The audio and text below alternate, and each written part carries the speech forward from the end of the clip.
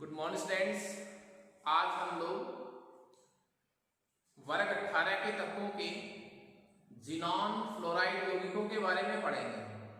हमने पिछली क्लास में पढ़ा था कि वर्ग 18 के जो तत्व हैं वो अक्रिय होते हैं, क्रिया नहीं करते क्योंकि उनके बाह्यतम कोश का अष्टक पूरा होता है, परंतु जिनॉन उच्च ताप और दाब पर उत्प्रेरक की उपस्थिति में अत्यधिक विद्युत ऋणता वाले तत्व, जिसको मैं फ्लोरीन कह सकता हूं, से क्रिया करके कुछ प्रकार के यौगिक बनाती है जो क्या कहलाते हैं, जिनॉन फ्लोराइड यौगिक। ओके, देखिए बात करूं मैं कि जिनॉन फ्लोराइड यौगिकों की, हमारा टॉपिक क्या है, जिनॉन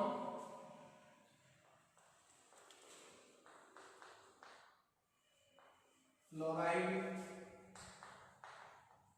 यौगिक, जिनॉन फ्लोराइड यौगिक। तो देखिए सबसे पहले तो मैं इसमें पढ़ूंगा इनका विरचन। देखिए कुछ प्रकार के जिनॉन फ्लोराइड यौगिक हैं जिनका निर्माण होता तो किससे है, जिनॉन की क्रिया फ्लोरीन से करवाने पर, परंतु भिन्न भिन्न कंडीशन जब हम रखेंगे तो विभिन्न कंडीशनों पर इनके जो प्रोडक्ट हैं वो भिन्न भिन्न बनेंगे, और भिन्न भिन्न उत्पाद का बनना किस बात पर निर्भर करेगा कि आपने जिनॉन तथा फ्लोरीन को किस अनुपात में दिया है। ओके, तो देखिए जिनॉन प्लस फ्लोरीन बनेगा जिनॉन डाइफ्लोराइड। जिनॉन की क्रिया आप जब फ्लोरीन से करवाएंगे तभी तो क्या बनने वाला है, जिनॉन टेट्राक्लोराइड, और जब आप जिनॉन की क्रिया फ्लोरीन से करवाते हैं तभी तो क्या बनता है, HEF6, जिनॉन हेक्साफ्लोराइड, यही बनते हैं। अब देखिए क्या कंडीशन में फर्क है, क्या हमें अनुपात लेना है, यह इस बात पर निर्भर करेगा कि उत्पाद क्या बनेगा। तो जब आप 1:2 में लेंगे, यहां 1:5 में लेंगे, यहां 1:20 में लेंगे। ओके, टेम्परेचर यहां पर 573 केल्विन था, यहां 673 केल्विन था, यहां 873 केल्विन था। निकिल उत्प्रेरक भी यूज हो सकता है। ये इनके बनाने की विधि थी। आपको याद क्या रखना है कि जिस फ्लोराइड को हमें बनाना है उस फ्लोराइड में जिनॉन तथा फ्लोराइड के मात्रा का अनुपात क्या होगा। ओके, देखिए ये इनका विरचन हुआ। विरचन के बाद बात आती है इनकी संरचना की। संरचना को मैंने 11वीं क्लास में आप लोगों को VSEPR थ्योरी में पढ़ाया भी है। तो बात करूं मैं इनकी संरचना की। संरचना की बात करूं तो सबसे पहले मैं लूंगा 1 नंबर XeF2, जिनॉन डाइफ्लोराइड। आपको संकरण ज्ञात करने के लिए वही नियम लगाना है। कौन सा नियम आपको लगाना है कि जिनॉन सेंटर एटम है, बाह्यतम कोश में कितने इलेक्ट्रॉन हो गए, जिनॉन के वर्ग 18 में आता है तो 8, फ्लोरीन के बाह्यतम कोश में 7 इलेक्ट्रॉन, 2 फ्लोरीन है तो 7 दूनी 14 और 8 22, 8 का भाग लगा सकते हैं। वो भी तरीका मैंने आपको बता रखा है। आप लॉन पेयर बॉन्ड पेयर से भी संकरण ज्ञात कर सकते हैं। कैसे, जिनॉन के बाह्यतम कोश में कितने इलेक्ट्रॉन है, 8 में काम में कितने आए, 2, तो मैं कहूंगा बॉन्ड पेयर तो कितने हो गए, 2, और लॉन पेयर कितने, बाह्यतम कोश में 8 इलेक्ट्रॉन होते हैं, काम में कितने आए, 2, बच गए कितने, 6 के पेयर कितने बन जाएंगे, 3, तो टोटल नंबर कितना आ गया साहब, 5। तो 5 का मतलब मैं आपको ये कहूंगा sp3b संकरण क्या हो गया इसमें, ओके, देखिए sp3d संकरण है तो एक बार आकृति कैसे बनाऊं मैं, त्रिकोणीय द्विपिरामिडीय, त्रिकोणीय द्विपिरामिडीय आकृति बनाऊंगा। ये xenon centre atom,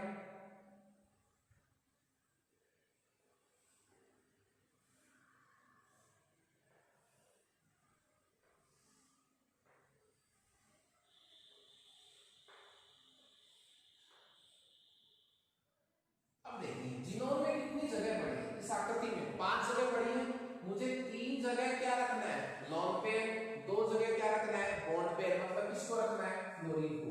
VSEPR theory क्या कहती है, यदि आपके पास लॉन पेयर है तो आप उनको मैक्सिमम एंगल पर रखिए ताकि प्रतिकर्षण क्या लगे, कम। तो मैं इनको 90 डिग्री के एंगल पर लिखूंगा, F और F। 3 लॉन पेयर को मैं यहाँ 120 के एंगल पर लिखूंगा। अब ये आकृति वैसे तो मैंने कौन सी बनाई है, त्रिकोणीय द्विपिरामिडीय, लेकिन इसका नाम क्या होगा, अब ये त्रिकोणीय द्विपिरामिडीय नहीं है। क्यों नहीं है, क्योंकि लॉन पेयर को हम आकृति में काउंट नहीं करते, और जब लॉन पेयर को हम आकृति में काउंट नहीं करते तो लॉन पेयर को छोड़कर आपका आकृति का नाम क्या होगा, इसको छोड़ दीजिए, इसको, इस पोर्शन को आप छोड़ दीजिए, तो सिर्फ कैसी आकृति होगी, रेखीय। तो आकृति कौन सी होगी, रेखीय, लीनियर आकृति होगी साहब, एक्सियल आकृति। ओके, सेकंड नंबर हमारा है, वो है XeF4, जिनॉन टेट्राफ्लोराइड। क्लियर है, देखिए जिनॉन टेट्राफ्लोराइड में भी आप उसी तरह बॉन्ड पेयर लॉन पेयर निकालिए। जिनॉन के बाह्यतम कोश में कितने इलेक्ट्रॉन, 8, काम में कितने आए, 4, तो बच गए कितने, 4 इलेक्ट्रॉन। पेयर बनाएंगे तो कितने आएंगे, 2। तो मैं क्या लिखूंगा कि बॉन्ड पेयर तो कितने हैं, 4, लॉन पेयर कितने आ गए, 2, तो 4 और 2 6। तो 6 से मैं क्या कह सकता हूं, 6 से मैं कह सकता हूं कि संकर कैसा आएगा, sp3d2, ये इसका संकर आ गया साहब। XeF4 में कैसा संकर आ गया, sp3d2। ओके, अब sp3d2 जो संकर आया है तो इसके हिसाब से मैं कैसी आकृति बनाऊंगा, अष्टफलकीय आकृति बनाऊंगा, अष्टफलकीय। आप एक बार बनाइए इस तरह की आकृति,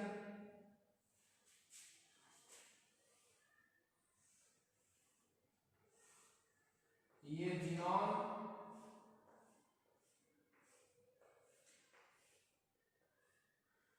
इस आकृति में कितने स्थान है, 6 स्थान है। मुझे 4 जगह तो फ्लोरीन को रखना है, लॉन पेयर 2 जगह रखना है। अब सारे एंगल इसमें कितने डिग्री के हैं, 90 डिग्री के हैं। ये चारों जगह भी 90 डिग्री है और ये तल के ऊपर तल के नीचे भी 90 डिग्री है।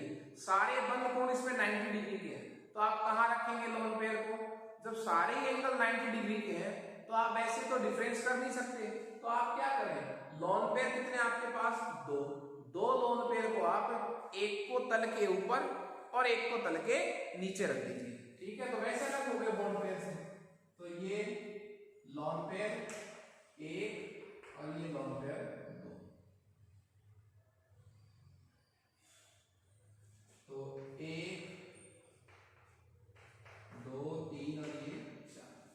अब इस आकृति का नाम मैं क्या करूं, इसका नाम मुझे क्या बोलना पड़ेगा, ये अष्टफलकीय नहीं कह सकता। क्यों नहीं कह सकता अष्टफलकीय इसको, क्योंकि इसमें 2 क्या पड़े हैं, लॉन पेयर, और लॉन पेयर को कभी भी आकृति में काउंट नहीं करते। तो आप लॉन पेयर को तो भूल जाइए, ये तो है ही नहीं, मान लीजिए। तो सिर्फ आपके पास क्या बचा, वर्ग बचा। तो आकृति का नाम क्या हो जाएगा, वर्गाकार समतलीय। आकृति का नाम क्या हो जाएगा, वर्गाकार समतलीय। ओके, थर्ड हमारे पास है, वो है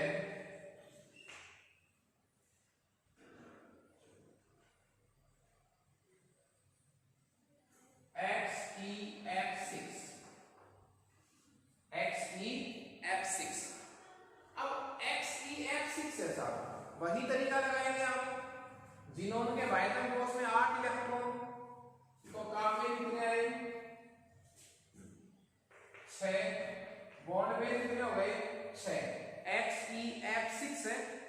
पेयर कितने हो गए 6, बच गए कितने इलेक्ट्रॉन 2, 2 का पेयर कितना हो गया 1, तो लोन पेयर कितना 1, 6 और 1 7, 6 और 1 7। ओके देखिए 6 और 1 7 हो गए, 7 से क्या सेंस निकालेंगे आप sp3d3, ये इसका संकरण आ गया है XeF6 का संकरण क्या आ गया sp3d3। ओके अब हमें जब ये पता लग गया कि ये संकरण है तो आप इसके अकॉर्डिंग क्या लिखेंगे इसकी आकृति, जब ये संकरण होता है तो आकृति कौन सी बनाते हैं अपन पंचभुजीय द्विपिरामिडीय पेंटागोनल बाइपिरामिडल। ओके उसी के हिसाब से आकृति बनाएंगे एक बार। ये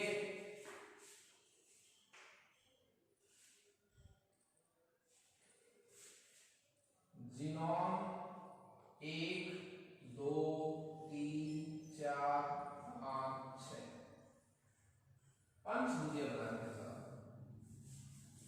3 4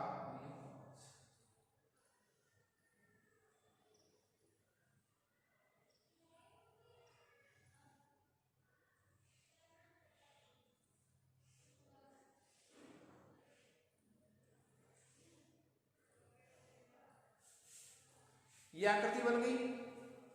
अब मुझे क्या करना है 6 जगह मुझे क्या रखना है बॉन्ड पेयर कितने 6, तो 6 जगहों पर मुझे क्या रखना है फ्लोरीन को और एक जगह क्या रखना है लोन पेयर को।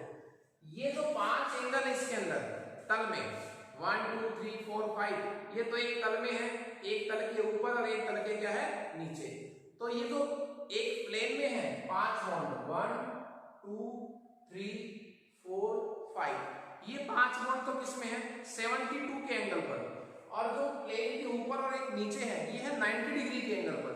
तो लोन पेयर की शर्त क्या है तो आप उसको मैक्सिमम एंगल पर रखिए जब तक पॉसिबल हो सके। तो मैक्सिमम एंगल कौन से हुए 90 के, तो कहीं भी रखो आप प्लेन के ऊपर रखो चाहे प्लेन के नीचे रखो। ये लीजिए तो ये XeF6 का मैंने लोन पेयर रख दिया। 6 जगह मुझे क्या रखना है फ्लोरीन, तो 1 2 3 4 5 और ये 6, कहीं कोई दिक्कत नहीं है। ये आपकी आकृति कौन सी बन गई बोलिए XeF6 की आकृति बन गई। ओके ये हमने जिनॉन के फ्लोराइड यौगिकों में 3 कंपाउंड को पढ़ा है XeF2 XeF4 और XeF6। ओके इसके बाद हमने अपनी आकृति को डिस्कस कर लिया। ये जो फ्लोराइड यौगिक होते हैं इनके कुछ रासायनिक गुणों के बारे में हम पढ़ेंगे।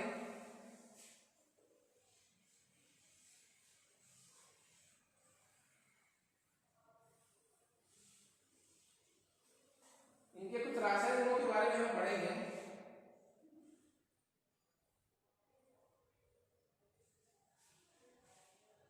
कि ये जो जिनॉन की फ्लोराइड यौगिक है यदि मैं इनकी रिएक्शन किससे कराऊंगा जल से क्रिया, जब मैं जिनॉन के फ्लोराइड यौगिकों की क्रिया जल से करवाता हूं तो जिनॉन के ऑक्सीफ्लोराइड भी बनते हैं, जिनॉन के ऑक्साइड भी बनते हैं, और ये जो जिनॉन के फ्लोराइड यौगिक होते हैं ये आसानी से जलयोजित हो जाते हैं। क्या हो जाते हैं आसानी से जलयोजित। देखिए मैं कुछ समीकरण लिख रहा हूं XeF2 plus H2 XeF2 plus H2, तो यहां से तो बनेगा Xe plus HF plus O2, क्या बना हाइड्रोजन फ्लोराइड, हाइड्रोजन फ्लोराइड। ये तो किसका था जल अपघटन XeF2 का, लेकिन जो इंपॉर्टेंट रिएक्शन है जहां पर आपको अंतर याद रखना है वो देखिए आप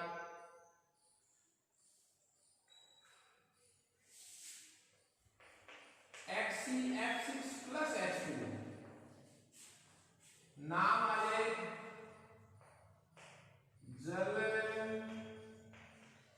ऑर्बिटल। एक वही समीकरण आया आपके पास HCl6 प्लस H2O, नाम आए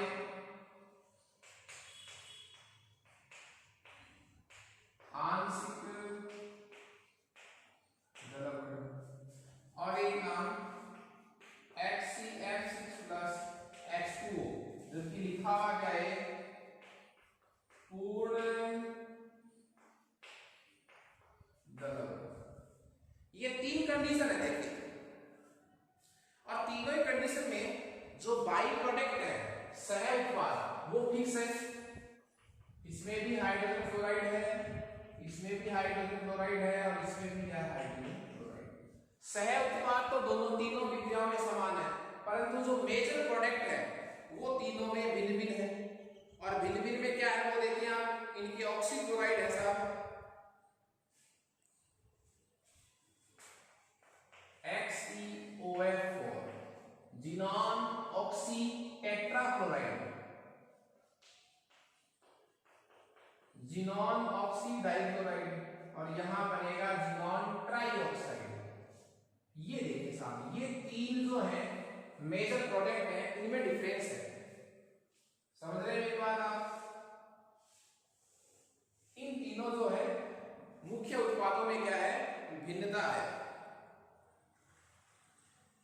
इनमें अपन इनकी स्ट्रक्चर को भी डिस्कस करेंगे, जिसमें XeO3 स्ट्रक्चर जो है वो इंपॉर्टेंट है।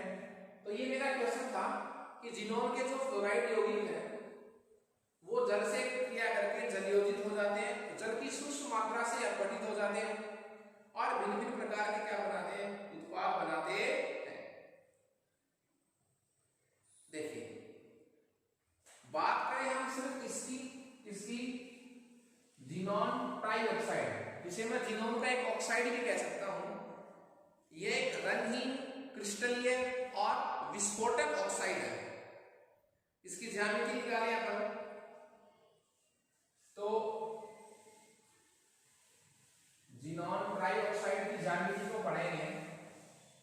एक रंगहीन, क्रिस्टलीय, विस्फोटक यौगिक होता है।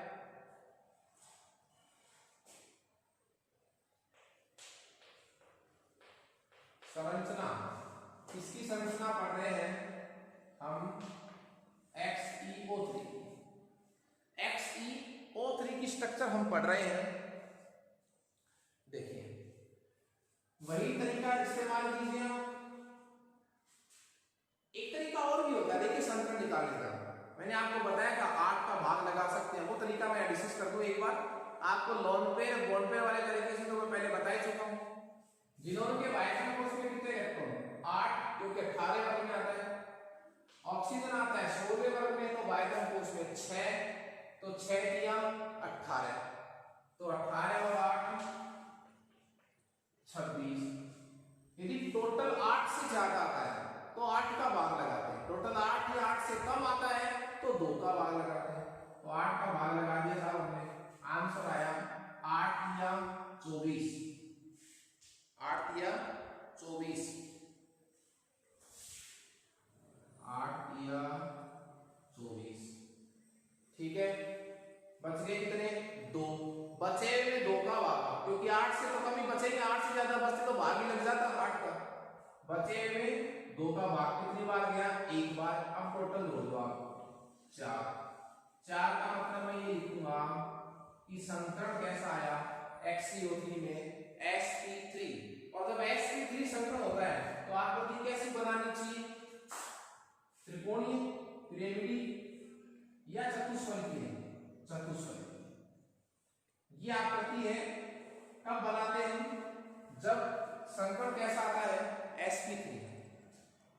अब देखो 3 जगह मुझे क्या रखने हैं बॉन्ड पेयर, एक जगह क्या रखना है लोन पेयर।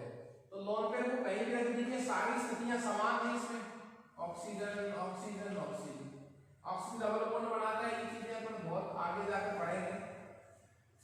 लेकिन इस लोन पेयर से ये बॉन्ड पेयर क्या होंगे, थोड़ा दूर होंगे ताकि रिपल्सन क्या हो सके कम। तो इसकी सही आकृति क्या होगी, ये जो बॉन्ड पेयर है ये नीचे की तरफ खिसक जाएंगे थोड़ा अंदर की तरफ प्रतिकर्षण को कम करने के लिए। तो स्ट्रक्चर ये बन जाएगी जिनॉन, ये तो इनका लॉन पेयर, और एक ऑक्सीजन, दो ऑक्सीजन और तीन ऑक्सीजन। ये आपकी आकृति आ गई है, जिसका नाम क्या लिखूंगा मैं, अमोनिया की तरह नाम हो जाएगा इसका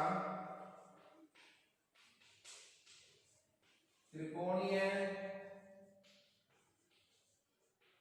पिरामिड, त्रिकोणीय पिरामिड। ओके, उसके बाद हमारा टॉपिक है XeOF4। ये तो XeO3 था, एक और बना था जो आंशिक जबरदस्ती पर बने थे। ये स्ट्रक्चर तो हमने किसकी डिस्कस की है, XeO3। अब स्ट्रक्चर डिस्कस करने वाले हैं अपन XeOF4। XeOF4 xenon oxy tetra fluoride. Okay, वो तरीका यूज कीजिए, जिनॉन के बायनर कोष में 8, ऑक्सीजन के बायनर कोष में 6, 16 वर्ग में आता है इसलिए, फ्लोरीन 17 वर्ग में आता है तो 7, 1 के साथ तो 4 के कितने, 7 का 28, टोटल कितना आ गया आपके पास 42। 42 8 से ज्यादा है तो 8 का भाग, आंसर आएगा 8 पंजे 40, बच गए 2, 2 में 2 का भाग तो आंसर कितना आएगा 1, 5 और 1 6। 6 का मतलब क्या बताऊंगा फिर मैं, sp3d2 समीकरण आ जाएगा इसका।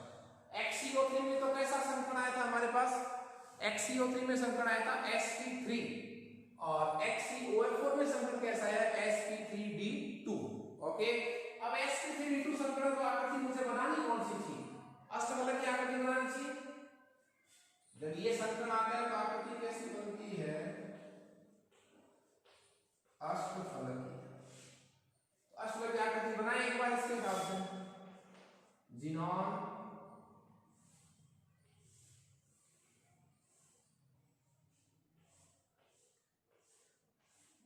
ये लीजिए, मुझे एक जगह लॉन्ग पे रखना है, कितनी जगह लॉन्ग पे रखना है, एक जगह।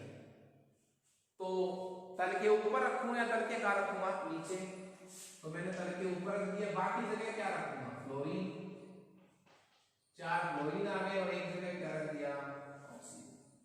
अब इस आकृति का नाम क्या है, इस आकृति का नाम क्या नहीं है, अष्टफलकीय नहीं है। क्यों नहीं है, क्योंकि लॉन्ग पेयर पड़ा है, लॉन्ग पेयर को निकाल दीजिए तो आकृति का नाम क्या रहेगा, एक तो वर्ग आपके सामने पड़ा है, ये तो वर्ग हो गया, और ये इसका एक पिरामिड मान लेते हैं, क्योंकि ये तो है ही नहीं, इसको तो मानेंगे नहीं, काउंट करते नहीं अपन, तो नाम हो जाएगा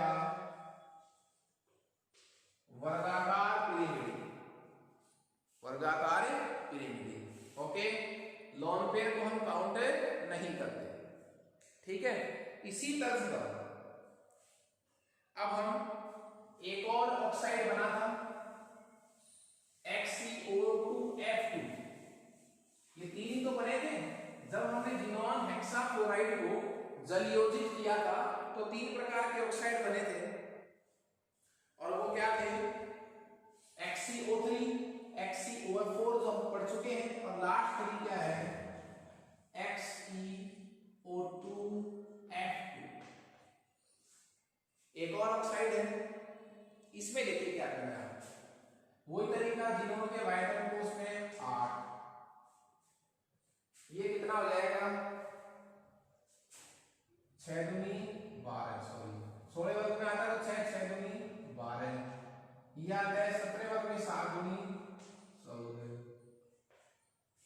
तो 14 और 8 में 22, 22 और 10 32 और 2 34, 34 में लगाइए 8 का भाग, 8 चौका 32, बच गए 2, 2 में 1, 2 का भाग 1 आया, टोटल का आंसर कितना आ गया 5, 5 का मतलब समीकरण कैसा हो गया, sp3d, sp3d। ये आपने शॉर्ट में डाला क्या हम लोगों ने, 5 का मतलब क्या है, 3 4 और 1 5, तो sp3d। sp3d समीकरण होता है तो आकृति होती कौन सी है, वैसे आकृति होती है त्रिकोणीय द्विपिरामिडी, आकृति कौन सी होती है, त्रिकोणीय द्विपिरामिडी। ओके, अब त्रिकोणीय द्विपिरामिडी जब आकृति है, पर हमें ये नहीं मालूम है इस इसमें क्या पड़ा है, लोन पेयर पड़ा है, और लोन पेयर जब रहता है तो आकृति विकृत हो ही जाती है। एक बार इसके हिसाब से आप आकृति कर लेंगे, ये जिनॉन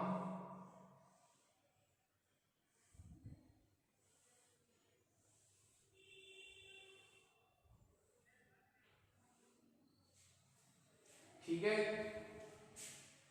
एक जगह मुझे लोन पेयर रखना है, ये मान यहां से पता एक, ये बॉन्ड पेयर है, ये लोन पेयर है, टोटल 5 जगह इसमें।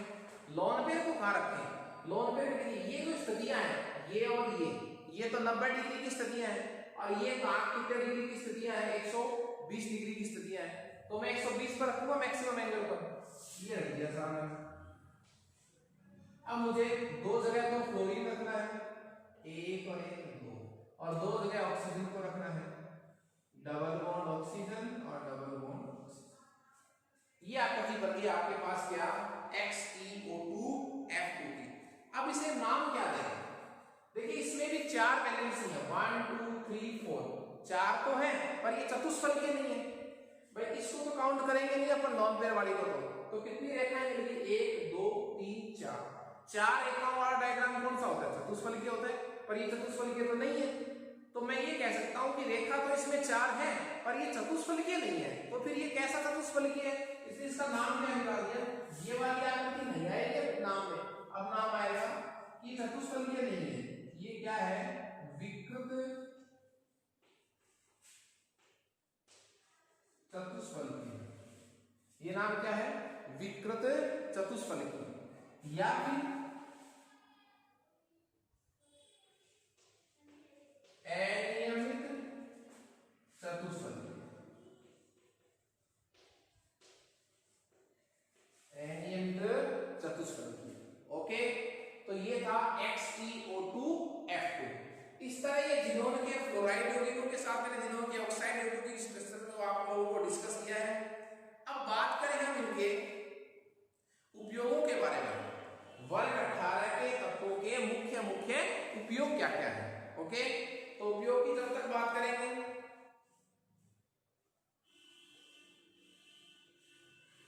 सबसे पहले बात करें हम हीलियम की। हीलियम की जो गैस है वो अज्वलनशील होती है, अज्वलनशील है, हल्की है, इसलिए इसको गुब्बारों में भरा जाता है और मौसम के अपेक्षा हेतु इसको काम में लिया जाता है। नाभिकीय भट्टियों में, रिएक्टर में शीतलक के रूप में भी हीलियम का उपयोग किया जाता है।